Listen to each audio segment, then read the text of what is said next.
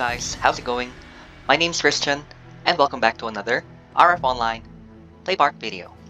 So for today's video, we're gonna do a pros and cons of the Summoner class of the Cora Alliance. So as most of you know, the Summoner is the race specialty of the Cora Alliance, and I'm gonna share to you what I think are its pros and cons. So let's get into the video. Let's first talk about the the pros of having a Cora Summoner or playing with a Cora Summoner. So first, Cora Summoner has very high DPS, very good AoE, and very good burst damage. So as you can see, the Cora Summoner has Cora Mages in general have 4 elite force spells. They have single target, and they also have some AoE, so 4 of each, 4 expert, 4 basic, and 4 elite. And plus you have your summons, mostly the Isis, which is a single target summon, as you can see. And you can use your Hecate or Hecate, whatever you want to pronounce it. It's an AoE summon, and it has critical. It can land a critical hit on the enemy, and you can crit lock or stun the enemy. So there's my AoE Chain Lightning. So yeah, this is good. And also in CW Chip War, or when you're PvPing, it's you won't be lacking on damage, so it's very good. So there. But if you compare it to the for example the Lotto Mage, they also have the force spells, but compared to the Summoner, because you have your summons, you have higher DPS. And also because of the buffs, Cora Alliance has the Adept, which increases your force spells, Tempo, which decreases the cooldown of your force spells. So yeah, it's very good, high DPS, high damage. So that's pro number 1 of the Cora Summoner. Now next, let's go to the second pro. If you don't like to be PvPing and being the main damager, it's also good for support. It's actually, you can also be a support if you're playing with the Cora Summoner, because you have your refresh here. You can remove any debuff that's buffed on you, like for example by an enemy or even in PvP. So there, Torment is buffed on me by a monster. I can just refresh. And you can also refresh your party members. So if you have a party, you just refresh any one of your party members there. So that's it. And you can use your Inanna for healing, which is, I think, not as good as the heal of the Soul Chandra Pilato, but yeah, you can still support someone in your party or someone of the same race. And also, if you want, you can make a dodge build, which is kind of becoming popular nowadays. So you can put some dodge LMs and dodge boots, and maybe get yourself some Leon's bow, so you can be dodge build, so you can last longer and be a support. So yeah, that's about it. You can also be a support aside from being a damage dealer. And next, let's go to pro number 3. The Cora Summoner is actually very good for self-sustaining, meaning you can in the early game you can PT yourself easily. You can just use your summons like Inanna, and you can just get a monster and PT your shield, and you don't have to use a lot of potions, because it's very expensive at the beginning buying potions to sustain yourself. And if you go full damage mode, like I said earlier, you can kill monsters easily using your Isis and your force spells. So that's it. And you can PL level yourself, and you can also farm easily with your summons. So it's very good. Good for solo players, and also good for team play. So that's about it. And last but not the least, I think one pro of the Summoner is the summons will actually keep you busy.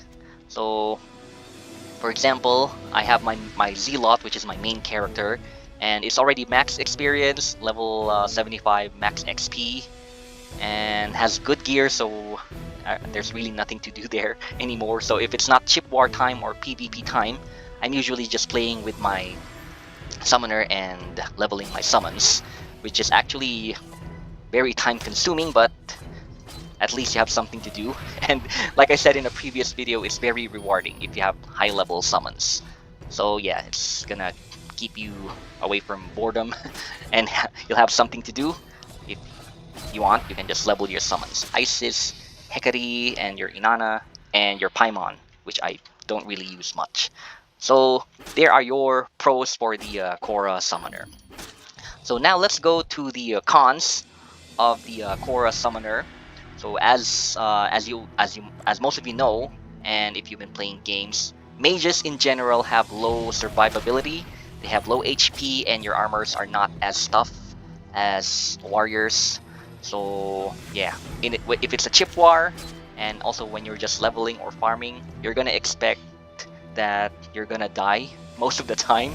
And if it's chip war or PvP, the enemy will mostly target you first and will leave the warriors last. So that's actually one of the reasons why I don't use my mage as my main character, and I barely use it when I'm PvPing because I don't like dying. So I like my warrior more. I think when it's PvP, I like it. I like to go up close to the enemy instead of just being in the background and throwing force spells. So it's just my preference. So that's it for one con of the Summoner, the survivability. Although you can increase your survivability by getting some HP LMs like ROU for your amulets and the Neo rings. So these amulets can give you higher HP, so it can increase your survivability. But in my case, this is just a secondary character, so I'm just using some attack accuracy rings and T3 flux, and I don't even have the tiger sets here. I'm just using a regular elite helm and this Santa cape, which I got from a previous raffle. So that's about it. Next con of the Cora Summoner, it can be very complicated for new players. So like I said before, there's a lot of force buffs, force attack, and force debuffs that you throw at enemies. So it's gonna take a lot of time for you to master. If you're a new player, yes, it's very time consuming. But I did a video about most of these force spells. I'll just post a link in the description, you can watch it. And also maybe I'll be doing another like newer version of the force spells. So yeah, that's about it. Next con of the the summoner, is actually the summon again. It can, like I said, it's very time consuming, and if you're a person who gets bored easily or you don't have much time, the summons are, yeah, they're really boring. So maybe if you want, you can just buy your summons, high level summons from other players. But yeah, that's about it. Very time consuming. Even the debuffs. So I already have here some GM buffs like the velocity and all of these tempo. And also I have mostly GMD buffs already, like vulnerability, weakness, and all of these other things. But I didn't make these because, like I said, it's very time consuming. I just bought these using Desena from other players or from the UTS. So yeah, that's about it. But I think once you get yourself a good set of debuffs, buffs, and high level summons, you're all good. Like I said, it's a very good PvP character, and it's very good for the end game. And okay, last con of the Cora Summoner is, since it's the race specialty of the Cora Alliance, the gears are actually kind of more expensive than, for example, Warrior gears and Ranger gears. So you're gonna expect to, for example, if you're going for the competitive gameplay, you're gonna need to spend a lot of money if you want to get the best staff and even the armors. And like I said, you can just buy your summons like level 75 Hecate. It's gonna be expensive, but it is really worth it. So for my character, it's just using regular intense 70 armors and a rare D Patron staff +1. So it's not that expensive, but if you're going for the end game, like Beelzebub staff, Beelzebub armors, yeah, you're gonna be spending much more and a lot. But like I said, it's really worth it. So anyway, that's it for this video. Those are the pros and cons of the Cora Summoner in my opinion. Well, what do you think? Maybe you want to add more, just comment down in the comment section. That's it for this video. Thank you for watching. Don't forget to drop a like and also subscribe for more RF Online videos because I always upload video about them. My name's Christian. Thank you for watching, and I'll see you again next time.